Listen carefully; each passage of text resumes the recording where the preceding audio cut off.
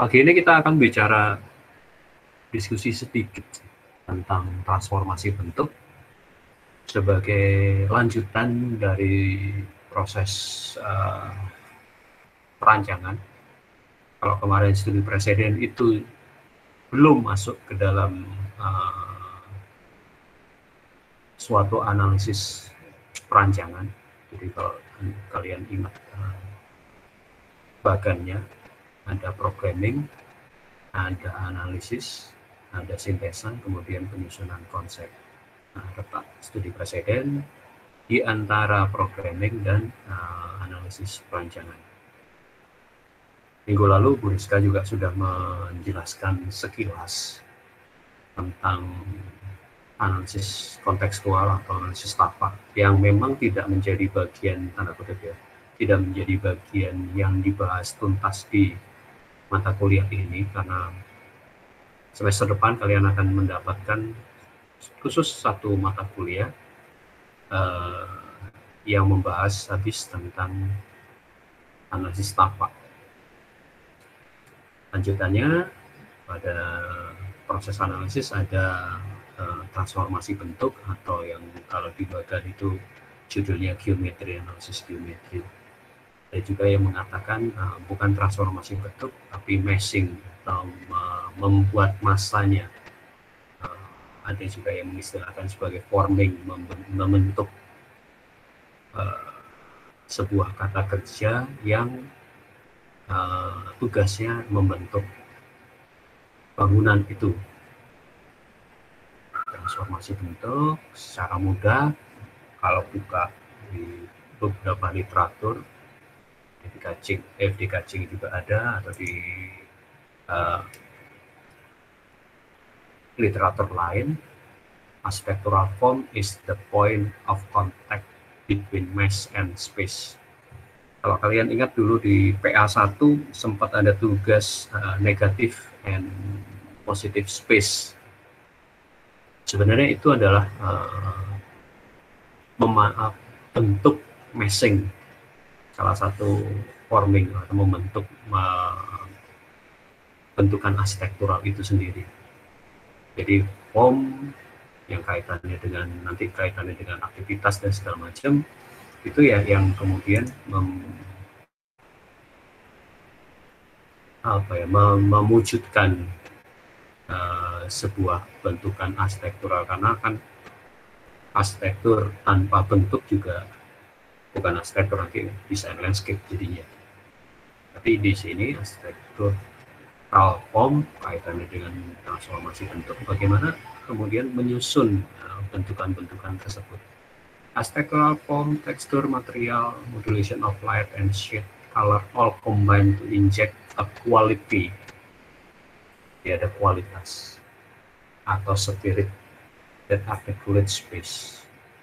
Jadi bentukan, kemudian form, kemudian tekstur, material, susunan material, bahkan permainan cahaya, gelap terang, warna, kalau kemudian dikomunikasikan lebih lanjut, disusun lebih lanjut, itu akan memaksimalkan atau mewujudkan space itu sendiri.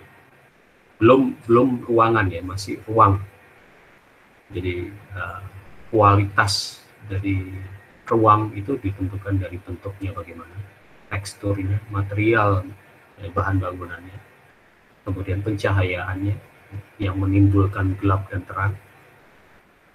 Kalau ada permainan warna, jadi kalau kalian ingat di PA1 tugas pertama atau ada beberapa tugas yang fokusnya pada skema warnanya apa.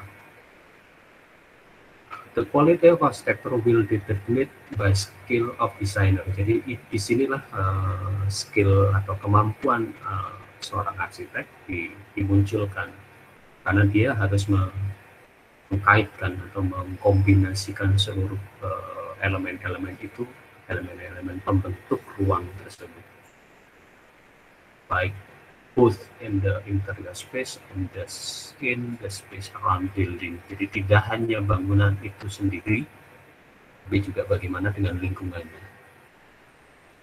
Bangunan itu tidak hanya bagian luarnya saja, tampaknya saja, tapi bagaimana dengan interior. Itu katanya si Bacon tahun 74. Oke, kalau buka buku FD Kacing kita bisa dapat bentuk arsitektural itu ya seperti ini. Secara 2 dimensi, ada lingkaran, bujur sangkar, segitiga, tapi kemudian bisa dikembangkan lebih lanjut menjadi bola, menjadi kubus, atau menjadi cone atau silinder dan segala macam. Itu kita bisa dapatkan ketika kalian baca buku FD Kacing yang ruang bentuk dan aturannya. Dan bentuk tersebut punya pemahaman berbeda ketika mempunyai ukuran-ukuran yang juga berbeda. Ada kubus, ada tiang kalau dia berdiri tegak atau kolom, atau kalau dia posisinya horizontal, letaknya di atas, maka disebut balok dan segala macam. Jadi itu physical dimension-nya itu mempengaruhi bentukan, mempengaruhi penamaan dan mempengaruhi artikulasinya nanti di arsitektural. Ini tadi sama Brunel shape-nya sebagai bentuk dasarnya. Kita memandang secara 2 dimensi dulu. Terus kalau ini primarily solid, kalau kita memandangnya sebagai 3 dimensi, ya ada lingkaran ini bisa menjadi bola, lingkaran dan bujur sangkar bisa menjadi silinder kalau dia bujur sangkarnya dilingkupi di antara 2 lingkaran, atau menjadi cone, kita lingkaran dan segitiga dan segala macam. Kreativitas memadukan antara bentuk-bentuk dasar yang tadi di atas ini. Tapi kalau kita perhatikan, ini bukan solid dalam pengertian bejal utuh gitu ya, bola, tapi di sini pasti ada rongganya. Rongga itu yang kemudian bisa menjadi negatif space-nya yang kemudian dimunculkan, atau positive space yang kita bahas di PA1. Ini ada beberapa transformasi bentuk yang berdasarkan bentukan dasar kubus. Kita juga pernah bermain-main di PA1, jadi kalian masih ingat bermain kubus transformasi bentuknya seperti apa. Jadi ini adalah PA1 aplikasinya pada di PA selanjutnya. Jadi kreativitas di PA1 yang dulu sepertinya bermain-main seperti anak TK, kemudian kita bisa wujudkan di dalam karya arsitektur. Kita akan lihat nanti di beberapa contoh nanti. Kemudian ini transformasi berdasarkan dimensinya. Jadi kalau bentuk pipe bukan lagi menjadi kubus, menjadi kotak, tapi menjadi sebuah dinding bidang, menjadi juga. Atau kalau bentuknya lebih kecil, dia menjadi tadi saya ungkapkan balok atau kolom. Ada juga yang pengurangan, jadi transformasi berdasarkan pengurangan subtraktifnya, dikurangi di sudut-sudutnya menjadi bentuk seperti ini. Yang masih permainan-permainan yang seperti kita lakukan waktu PA1 waktu yang lalu. Kita bermain-main di bentuk-bentukan seperti ini, perwujudannya, dan secara arsitektural kita bisa terapkan jadi bentuk pengurangan atau subtraktif ini kita bisa wujudkan di dalam bentukan arsitektural gitu. Bukan hanya sekedar ekspresi kreativitas semata, tapi juga punya ada fungsinya dan segala macam. Tema saya ingat beberapa dari kalian bahkan sudah membuat PA1-nya, sudah bentukan ruangnya sudah muncul, gitu. bukan lagi kreativitas bentuk yang seperti ini, tapi juga beberapa sudah memikirkan ini terasnya, ini ada seingat. Kemudian transformasi berikutnya, model transformasi berikutnya adalah yang menambahkan adaptif, menambahkan beberapa unsur lain di dalam bentuk utamanya. Kubus ditambahkan beberapa elemen lain, dan bisa juga seperti ini. Gambar yang kiri ini bisa dipahami sebagai adjektif, juga bisa dipahami sebagai subtraktif, pengurangan, gantung dari sisi mana kita melihatnya. Apakah yang gambar yang sebelah kanan jelas ini adjektif, atau kemudian dikombinasikan baik adjektif maupun subtraktif, jadi sesuai dengan kebutuhannya, sesuai dengan kreativitas si arsiteknya. Ini kalau kalian masih ingat ketika PS1 bermain-main seperti ini, ada dari karton padi, ada dari tusuk gigi, main dari styrofoam dan segala macam. Dan ini yang kemudian menjadi sangat bermanfaat ketika proses perancangan. Jadi, analisis geometri adalah bermain-main di bentukan seperti ini. Nanti kaitannya dengan programming dan segala macam. Oke. Itu tentang transformasi bentuk. Tapi juga kemudian kita bisa coba melihat bentuk-bentuk yang sudah dilakukan di masa lalu. Ini kaitannya juga dengan studi preseden, untuk mewujudkan atau mencari ide demi ada perancangan selanjutnya. Contoh kasus di sini.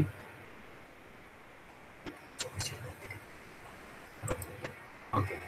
Ini ada studi preseden denah-denah lingkaran atau oval di seluruh Nusantara. Jadi dari Dayak Bidayu, kemudian ada yang Mambun yang di Wairebo, kemudian ada di Omo dan segala macam. Ada kurang lebih 13, bahkan sampai di Jepang juga ada bentukan seperti ini. Jadi hal yang menarik di sini adalah denah lingkaran atau denah oval ini ternyata muncul juga di dalam bangunan-bangunan vernakular kita di seluruh Nusantara. Lalu apa yang kita bisa pelajari dari sini? Ada beberapa contoh kasus. Ini mungkin tidak langsung terkait, tapi saya melihat bahwa ada kaitan yang menarik ketika beberapa arsitek di Jakarta kemudian melakukan pameran dengan ide adalah rumah tanpa pintu. Kemudian mereka mengusulkan bentukan-bentukan yang cukup unik. Ini adalah transformasi dasarnya. Jadi bentuk denah lingkaran tadi, denah lingkaran oval, mereka coba cari tipenya dasarnya seperti apa. Jadi ada 3 usulan tipe yang kemudian bisa dikembangkan lebih lanjut menjadi sebuah denah rumah tanpa pintu. Di tema besarnya adalah rumah tanpa pintu, rumah-rumah tanpa pintu. Tipe dasarnya, kemudian dia coba melihat ada pembagian zonasi, ruang publik, ruang sosial, ruang personal, dan ruang intim. Jadi makin ke dalam, makin personal, makin private. Ini untuk dasarnya. Kemudian ada transformasinya lagi, jadi ditransformasikan. Kalau ini linear kan direct, jadi sama aja terlihat. Tapi bagaimana dengan privacy dan segala macam, dia kemudian ada diputar dan diputar lagi sehingga ruang intim ini menjadi benar-benar terjaga privacy. Dan ini kemungkinan yang bisa tersusun. Lalu dari sini kemudian dijabarkan secara utuh dalam bentuk seperti ini. Jadi dari dasar mungkin tidak langsung terkait dengan rumah-rumah vernakular tadi, tapi ada kemiripan pola berpikir bahwa rumah tanpa pintu ini bisa dikembangkan melalui bentukan lingkaran. Jadi ada kesesuaian bentuk, ada transformasi bentuk. Jadi pembagiannya seperti tadi, ada yang dari publik sampai yang intim. Ini salah satu contoh yang bisa dikembangkan rumah tanpa pintu. atau bentuk lingkaran tadi, denah melingkar dan denah oval ini dikembangkan untuk sebuah bangunan-bangunan komersial. Ini salah satu contoh karyanya Akbar Hanta, seorang alumni dari UNS dalam sayembara di Cyber Borneo di Balikpapan. Oke, yang bagian bawah saya di bagian ini yang kemudian menjadi yang disebut dengan transformasi bentuknya.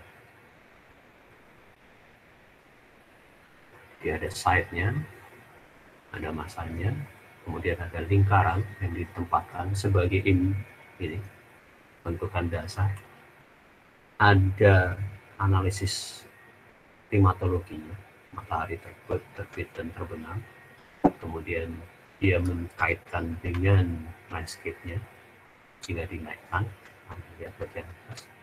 Terus pembagian zonasi dan sirkulasi.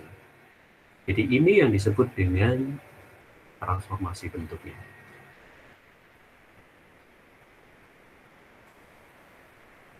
Jadi dari bentuk side-nya sampai ke bentuk. Ini salah satu contoh. Ini kita lihat lagi. Dia di rumah.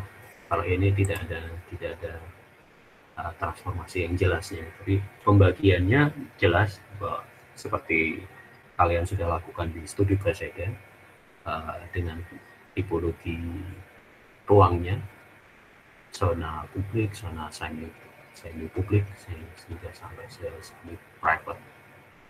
Ini rumah dan ini proses desainnya. Itu coret-coretnya, kemudian ada analisis kontekstualnya, kemudian membangun bentuknya, transformasi bentuk. Contoh yang lain, ini sebuah masjid, sama masih si seorang Akbar Hanta, sehingga saya sempat penasaran karena kebetulan juga kenal cukup dekat kenapa dia cukup tertarik dengan bentuk denah atau bentuk dasar lingkaran. Itu menjadi trademarknya dia di beberapa sayembara.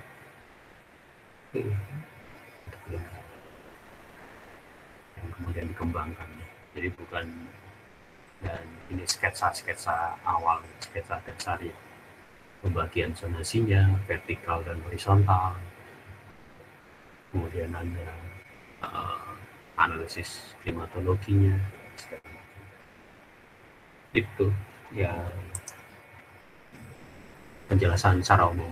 Atau kalau kita lihat contoh kasus yang kalian beberapa teman dari kalian lakukan di studi presiden, sebenarnya tanpa sadar kalian sudah melakukan atau mengidentifikasi transformasi bentuk di dalam kasus kalian. Contoh yang ini terlihat sekali dasarnya hampir sama seperti yang dilakukan Akbar Hanta. Ada side sebagai dasar, kemudian matching bentuk dasarnya adalah bukan kubus, buah balok. Kemudian pembagiannya fragment the mesh from the green area, pembagiannya berdasarkan ruang terbukanya, karena dia menginginkan sirkulasinya yang lancar sehingga perlu ruang terbuka. Kemudian pasif desainnya seperti apa antara natural light dan cross ventilasi. Di bagian bawah ini sebagai summary-nya dan untuk mewujudkan atau memasukkan sirkulasinya.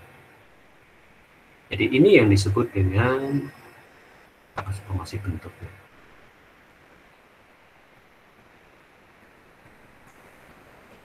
Ini yang akan kalian lakukan.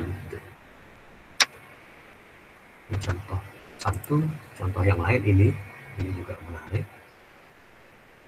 Bisa sebagai sebuah contoh. Ini bentuknya adalah persegi panjang tadi, balok. pembagian zonasinya atas dan bawah. Kemudian karena ada hal khusus yang ingin memasukkan cahaya, ingin memasukkan udara segar sehingga dipatahkan. Kalau nggak salah ini judulnya rumah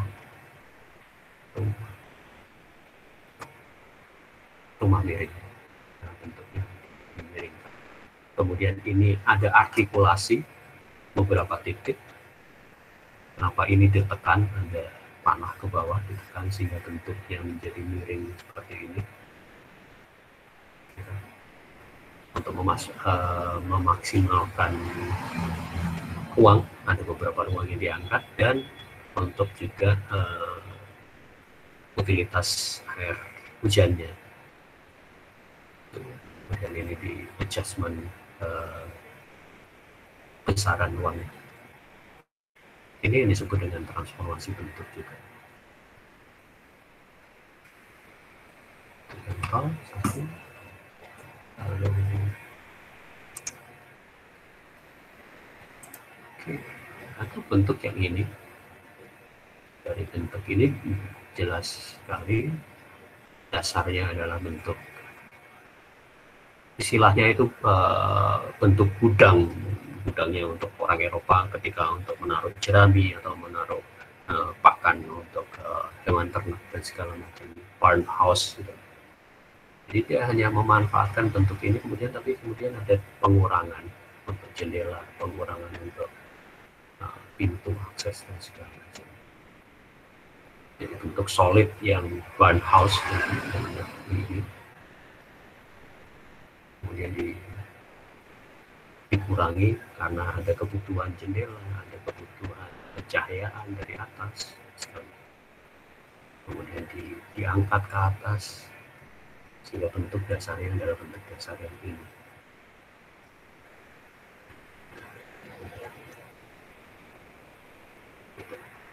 Ini hanya sebagai sirkulasi dan sebagai landasan.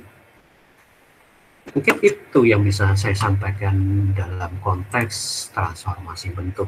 Lalu apa yang harus kalian kerjakan dalam tanda kutip ya? Silakan Anda buat bisa model seperti ini dengan kasus sesuai dengan kasus masing-masing dari kalian. Kalian bisa memanfaatkan studi preseden yang sudah kalian kumpulkan kemarin. Apakah bisa diadopsi ke dalam permasalahan desain Anda, kalian semua, atau memang perlu hal baru. Ini juga apa ya, sebagai alternatif cara berpikir, karena selama ini saya melihat bahwa ketika kalian merancang itu setelah selesai bubble diagram yang dilakukan membuat denah. Kalau saya sarankan ini sebagai alternatif saja, sebagai alternatif, salah satu alternatif desain. Setelah bubble diagram selesai, yang Anda lakukan ya meshing ini. Anda membuat bentuk kan ini. Kotak kemudian disesuaikan dengan perlu nggak ada sirkulasi, perlu nggak ada bukaan dan segala macam. Setelah ini beres semua dan hasilnya adalah ini, baru kemudian masukkan denahnya,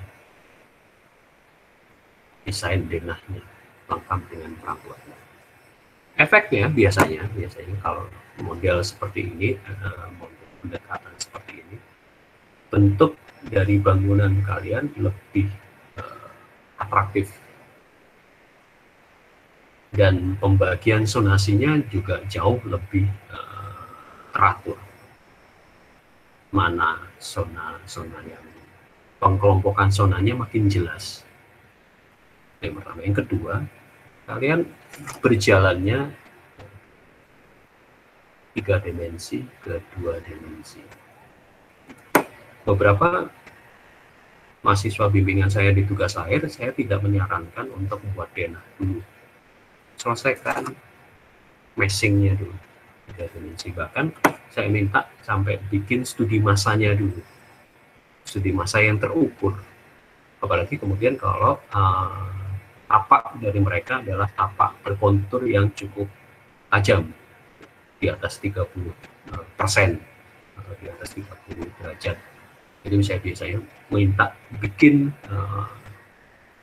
tapaknya terukur, jadi studi konturnya ada, kemudian studi masanya. Itu cukup lama, otak-atik tentukan dulu. Tidak pegang penggaris untuk menggambar denah, enggak, tapi bentukan main-main seperti, kalau kalian masih ingat main-main Unos Tako, main-main seperti itu. Jadi bentukan dimainkan, disusun, apakah perlu praktik atau segala macam, mana sirkulasinya, baru kemudian masuk ke denah. Baru kemudian setelah bentukan otak ini ketemu, oke, masukkan denahnya. Lengkap dengan apa? Biasanya jauh lebih cepat. Kenapa demikian? Karena yang dilihat orang atau yang dilakukan oleh seorang arsitek adalah 3 dimensi. Seperti potongan, ini potongannya potongan aksonometri, sehingga kita bisa melihat kedalamannya seberapa, terus apakah cross ventilasinya jalan atau tidak. Itu yang jauh lebih penting menurut saya, karena yang dilihat seorang arsitek atau dilihat dari penikmat karya arsitektur adalah bentukan yang 3 dimensional, bukan bentuk 2 dimensi. Saya kadang tidak memperhatikan set plan, siapa yang kayak wadron untuk melihat dari atas keindahannya dan segala macam, tapi bagaimana orang berjalan seperti contoh ini benar banget. Apa yang dilihat orang? Tingginya masuk enggak? Apa yang dilihat sih? Itu. Bagaimana dengan penyelesaian artikulasi di balok seperti ini? Itu yang jauh lebih penting buat saya. Itu sementara dari saya. Silakan kalau ada yang ditanyakan. Ya, itu kenapa saya minta kemarin ada beberapa, tolong bikin dulu di presiden ini supaya saya bisa dapat. Seperti ini kan jelas banget zonasinya, mana zonasi kotor, kamar, mana ruang komunal, mana servis.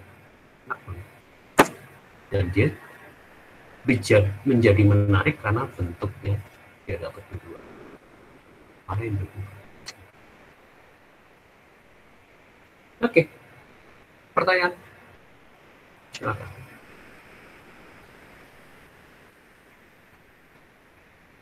Cukup jelas? Pak, Silakan. ingin bertanya Pak. Berarti kalau transformasi bentuk itu setiap perubahannya itu dia mempunyai alasan gitu ya Pak? Kayak misalkan ini berubah karena analisis kontekstual ataupun yang lainnya. Berarti bukan karena setiap perubahan itu karena ingin terlihat estetika aja gitu ya Pak? Enggak. Jadi ada perubahan. Jadi kayak ini ya, contoh yang gini. Dia kenapa split dari bentuk yang balok seperti ini, dia splitkan. Dia menginginkan ada green area, ingin memasukkan hijau. Hijau ini bukan hanya sekedar hijau, tapi juga ada cahayanya kan, light. Kemudian ada udaranya. Maka ada split, ada 3 masa yang terpisah. Kemudian dinaikkan karena kebutuhan ruangnya. Lalu bagian ini kenapa kemudian dimiringkan seperti ini? Itu kan karena artikulasi dari bentuknya, bentuk atapnya. Bentuk atapnya kemudian bentuk atap yang miring gitu kan. Bukan atap dak. Jadi karena kebutuhan yang lain mungkin dia perlu bentuk dak. Ini bentuknya artikulasi yang lain gitu. Jadi transformasi bentuk bisa didapatkan dari bentuk yang solid tadi. Ini tambahan informasi. Bisa ya seperti solid seperti ini kemudian dipecah-pecah, atau kalian bikin pelingkupnya dari bidang-bidang. Ada yang dari bidang. Ini solid. Ada yang dari bidang.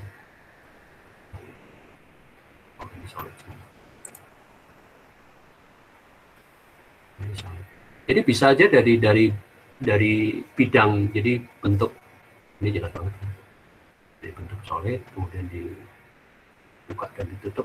Kenapa miring seperti ini? Enggak ada pertimbangan supaya ada ruang besar di bagian bawah. Ada yang kemarin pakai ini solid. Ada yang menggunakan pakai bidang, jadi penutupnya transformasinya adalah transformasi bidang, nggak masalah gitu.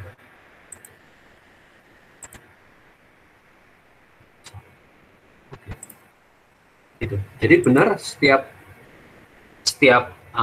perubahan itu harus ada alasan ya. Ya memang seperti itu kerja arsitek gitu loh. Katakanlah bentuk lingkaran ini, kenapa bentuk lingkaran kemudian menjadi silinder segala macam, dia pengen splitkan lebih jelas. Kenapa kemudian ini kan dipisah, ini kan ada pertimbangan masuknya cahaya dan segala macam, cahaya dari samping dan cahaya dari atas. Itu bedanya seorang arsitek dengan seniman. Seniman bisa tanpa alasan karena intuisi, sedangkan arsitek ya karena dia applied art, jadi seni terapan yang penghuninya adalah manusia, bukan sekedar hewan atau tanaman, sehingga di situ diperlukan alasan-alasan yang logis dan masuk akal. Begitu. Oke, kalau ada tambahan.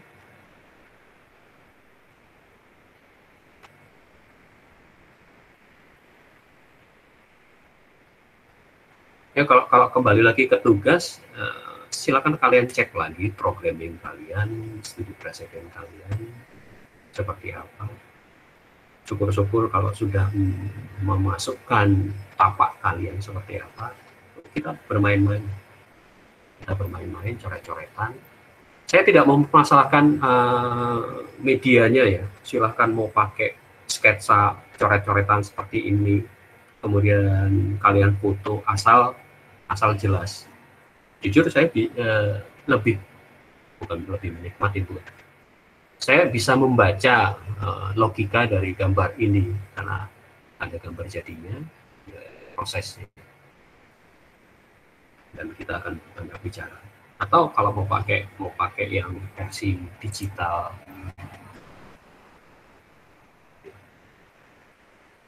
ini kan digital, ya nggak masalah gitu. Yang penting adalah terkomunikasikan apa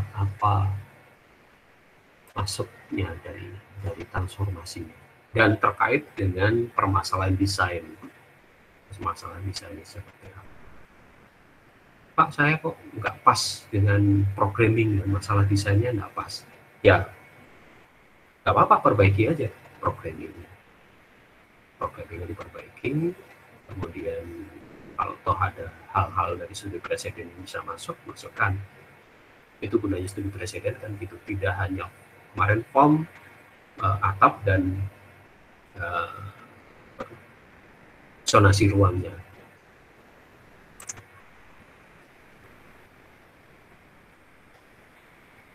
Jadi modelnya memang nanti satu kesatuan. Jadi sekaligus saya jelaskan. Jadi modelnya nanti ke UAS kalian adalah membuat model seperti ini. Ada gambar perspektifnya, terserah model seperti apa. Ada analisis sedikit. Yang bagian sini, sebenarnya bagian sini adalah programming. Ada fakta apa, ada goal apa, ada permasalahan apa. Kemudian ini transformasi bentuk. Ini analisisnya. Terus ini adalah zonasinya yang sudah jadi. Jadi bubble diagram diwujudkan di sini, dan ini wujud bangunan. Jadi harapan kami, saya dan Bu Rizka, di akhir perkuliahan UAS kalian kalian akan bisa membuat sebuah poster yang seperti ini, yang standarnya adalah standar sayembara. Diharapkan memang setelah mata kuliah ini semester 3 ini kalian bisa mengikuti sayembara dengan logika yang benar. Tidak ada permasalahan, penyelesaian, analisisnya ada. Ini hanya kurang studi presiden aja. Studi presiden tidak ditampilkan.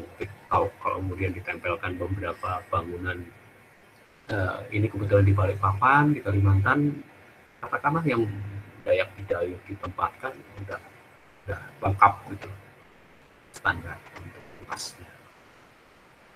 Jadi modelnya seperti ini, sehingga diharapkan selesai dari mata kuliah ini kalian udah bisa ikut sayembara dengan logika seperti ini. Jadi goal saya adalah memang tidak hanya menyelesaikan mata kuliah, tapi logika berpikirnya dari programming sampai ke desainnya, sampai ke konsepnya, penyusunan konsep itu kalian sudah mampu. Begitu. Sehingga tugasnya dipecah menjadi kecil. Mulai minggu depan kita akan coba melihat bagaimana sih konsep itu dirumuskan, develop konseptual aspek. Oke, silakan kalau ada pertanyaan.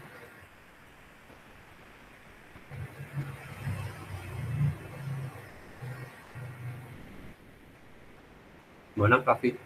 Kayaknya pusing banget. Jadi modelnya memang maju dan mundur, feedback gitu ya. Perbaikan lagi. Apa? Ya, silakan. Siapa tadi? Ya, hidup ini.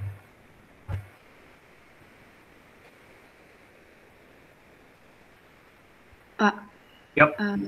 Kalau untuk yang tugas akhir ini nanti formatnya harus yang kayak gini ya, Enggak. Sama atau terserah, yang penting ada inti-intinya dari yang kayak gini. Yap. Saya tidak mengharuskan versi digital atau segala macam. Bahkan bentuk seperti ini, ayo. Karena yang kami nilai, saya dan Bu Rizka nilai adalah logika berpikir, logik dari programming sampai terakhir. Jadi tidak perlu dibebani. Ini kan masalah komputernya mampu Lumion, benda ini Lumion ya pasti. Tapi yang dipentingkan di sini adalah logikanya. Kalau mau pakai yang di versi manual seperti contoh ini sketsa, ayo asal jelas dari programming sampai. Jadi nanti mungkin 2 minggu setelah minggu depan, jadi minggu depan kita bicara tentang konsep dulu seperti apa dengan beberapa contoh. Setelah itu kita banyak diskusi untuk mempersiapkan kalian supaya logika berpikirnya nyambung. Nah, itu kenapa kasus studio itu hanya nempel sebagai kasus saja, supaya nggak kita buat kasus-kasus yang aneh-aneh gitu. Jadi, dari kasus studio aja. Karena studionya tidak tepat, ya silakan kalian rubah gitu. Rubah di sini, bukan di studio. Rubah studio, sakit perut. Dan gambarnya tidak perlu denah tanpa potongan yang jelas, cukup skematik. Itu kenapa ada sesi khusus tentang skematik desain. Ini disebut skematik desain seperti itu. Begitu, Anissa? Ya Pak. Kalau untuk transformasi itu sebaiknya itu ada berapa perubahan? Tergantung. Saya nggak bisa ngomong sebaiknya ada perubahan. Tergantung kalian mau seperti apa. Contoh. Oke. Ini berapa perubahan kira-kira? Nggak banyak kan? Bentuknya seperti ini, Pak. paling dia hanya adiktif di bagian belakang, atau ya bentuk ini kan ya adiktif aja. Tapi bisa aja ini bentuk pupus yang kemudian dikurangi bagian kanan kiri ini agak tinggi, kan tidak banyak. Atau bentuk dari tampak ini dia hanya mengurangi bagian ini,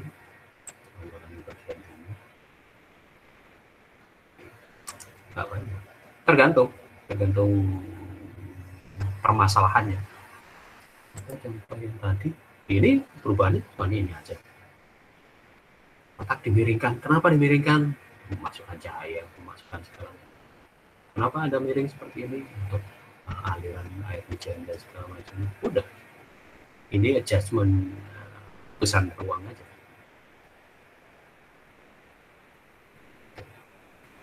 Saya nggak bisa ngomong minimal berapa kali.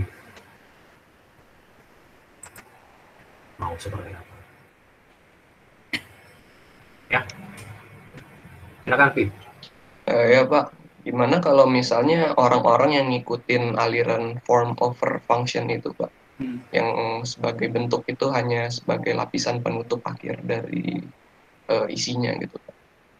Ya nggak apa-apa. Bentuk,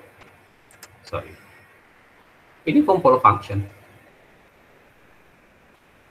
Si Andi Rahman ya, terutama yang ini form follow function. Kenapa? Karena dia dibatasi oleh budget. Kemudian bagaimana supaya tanda kutip tetap indah, penustasnya masuk, bentuk artikulasi. Jadi ada artikulasi kaca di sini. Bentuknya sederhana. Kalau lihat masanya, bentuknya masanya kan hanya ini. Tapi bagaimana dia mengartikulasikan? Jadi ada artikulasi bukaan pakai roster, kemudian ini unfinished, betonnya tidak di-finish, dibiarkan saja, nggak dicat, nggak diapain, gitu. Hanya di comfort, masalahnya di comfort. Tapi belum kayaknya. Ini bagian bawah juga seperti itu. Jadi form follow function ya dipersilahkan, nggak apa-apa. Justru yang coba saya lakukan di PMPA ini adalah proses modernisme yang logika berpikirnya lancar, logika berpikirnya linear gitu. Dari programming, kemudian menentukan aktivitas, dari aktivitas keluar besaran ruang, dari besaran ruang yuk kita wadahi, kita beri pelingkupnya, kalau istilahnya pasti itu enclosure-nya seperti apa, ditutupnya seperti apa. Ini logika modern, belum ke postmodern. Beda nanti. Kalau postmodern ada double voting dan segala macam. Ya, gitu. Ini modern banget kok, santai. Kita belajar dari basic. Arsitektur modern adalah arsitektur yang logis, arsitektur yang cara berpikirnya linear. Ada aktivitas, maka efeknya adalah perlu fasilitas. Ada fasilitas lengkap dengan perabot, maka keluar besaran ruang. Ada besaran ruang, ada aktivitas, ada perabot. Yuk, bagaimana melingkupinya? Bagaimana wadah aktivitas tersebut? Sehingga kan di arsitektur modern itu ngomongnya kan arsitektur adalah wadah aktivitas, wadah kegiatan. Ya sudah, cukup wadah itu. Jangan dikira mudah loh ya, melingkupi aktivitas gitu, mewadahi aktivitas. Karena ada unsur kenyamanan, baik kenyamanan fisik maupun kenyamanan psikis, kenyamanan termal fisik dan kenyamanan termal psikologis. Kenyamanan termal fisik jelas, dalam ruangan diusahakan tidak lebih dari 26 atau 20 derajat Celcius. Itu terukur. Tapi bagaimana dengan psikis? Suhu dalam ruangan tetap 26 derajat Celcius, tapi kalian cat ruangan itu hitam. Kemudian kasih lampu di sudut-sudut merah. Sudah. Benar 26 derajat Celcius, ada bahkan 22. Tapi ketika bentuknya hitam dan segala macam, ya, sumpok gitu. Itu kan kenyamanan itu.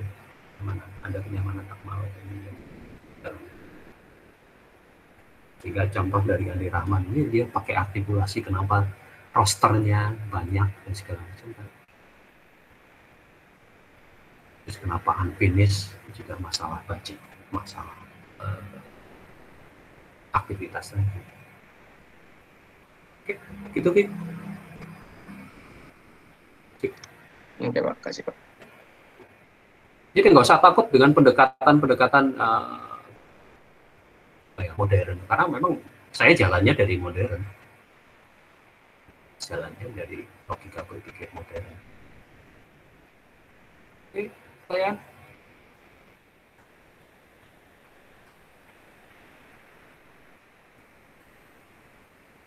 jadi kalau ada yang mau, Pak, saya mau dekonstruksi, ayo special treatment kalau dekonstruksi. Nggak masalah, masalah yang mana. Tapi untuk umumnya kita belajar yang tahapannya jelas dulu, tahapan berpikirnya jelas dulu.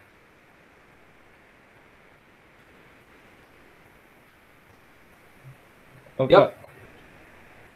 Kalau deskonstruksi itu ada alasannya juga nggak Pak? Kenapa bisa kenapa bisa deskonstruksi? Ada. Apa tuh Pak? Saya tidak menjawab sekarang karena satu, arsitektur mancanegaramu belum sampai sana kan. Tuh. Kedua, yang ini aja belum dipahami. Jadi, karena gini, sekilas ya, dekonstruksi itu bukan gaya bangunan. Dekonstruksi itu adalah metode berpikir, metode kritis, metode berpikir kritis, dan itu diambil dari filsafat bahasa. Jadi deconstruction itu awalnya dicetuskan oleh seorang filsuf Prancis namanya Jacques Derrida. Dia yang membongkar pemikiran penggunaan bahasa. Kemudian Derrida dan Peter Eisenman bekerja sama untuk membuat atau ikut dalam sebuah sayembara taman di Prancis. Nah, dari situlah dekonstruksi masuk ke dalam aspek itu. Jadi pemahamannya bukan pemahaman yang sekedar aneh, tapi dia punya landasan, punya tahapan metode. Jadi tahapan metodenya adalah mendekon, dipahami dulu elemen-elemen dasarnya apa, identifikasi elemen dasarnya apa. Kemudian ada tahapan kedua, dieksplod, benar-benar dibom, hancur lebur. Jadi elemen-elemen itu berantakan. Setelah diidentifikasi, dibom, dihancurkan. Kemudian tahap ketiga adalah reconstruction. Dari elemen-elemen dasar itu kemudian direkonstruksi kembali.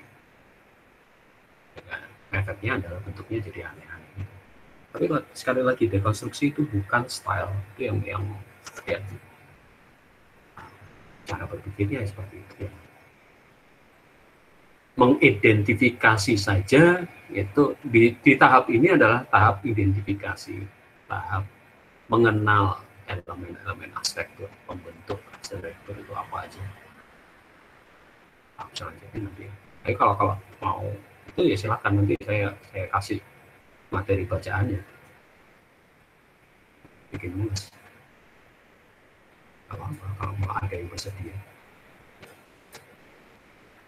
Sekilas seperti itu, sehingga bentuk arsitektur dekonstruksi menjadi aneh dan menjadi kayak alien gitu, karena tapi ada dasarnya semua, dan semua kontekstual ya, kontekstual tapak, kontekstual kota, bahkan kontekstual negara. Layernya cukup dalam, tidak sekedar aneh.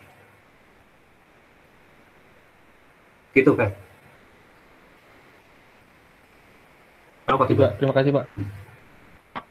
Ada yang lain? Silakan.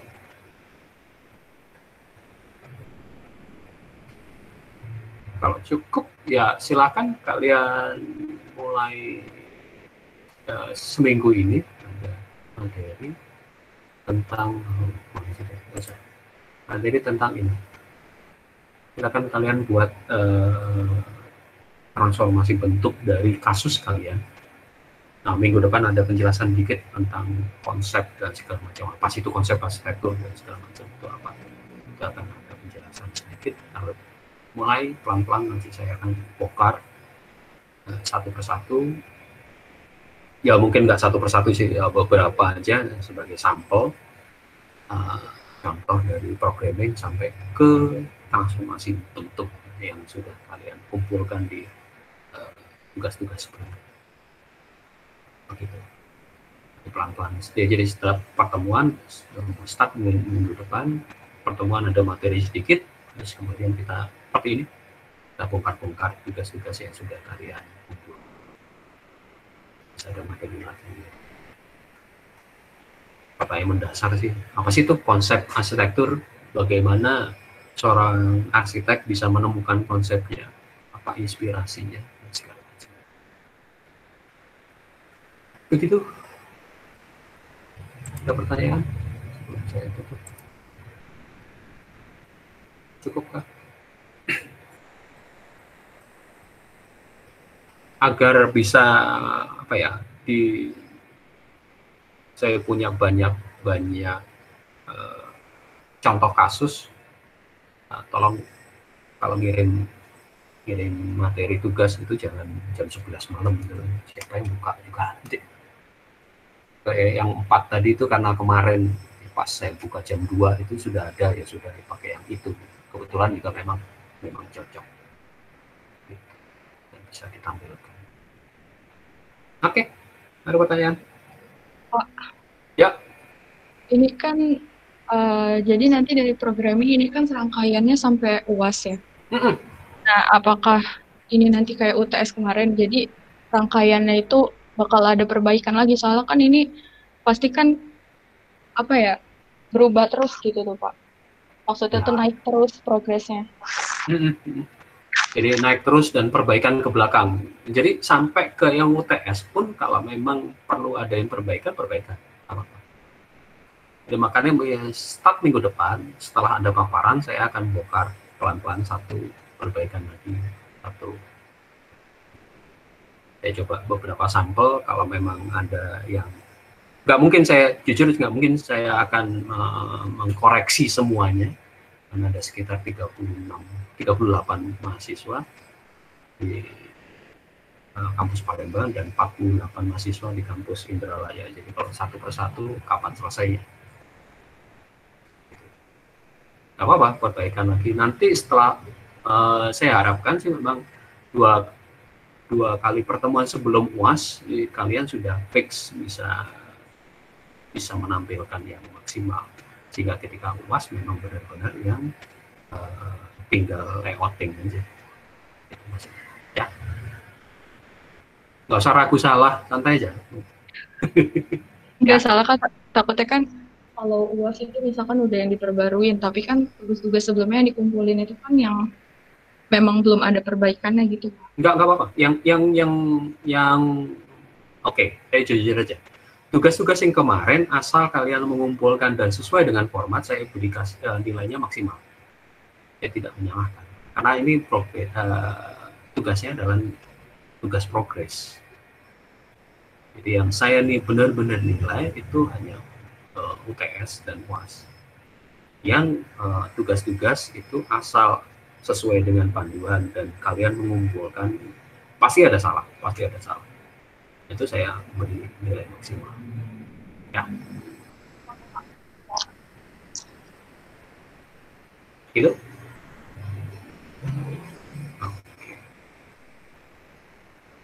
Nah, kapan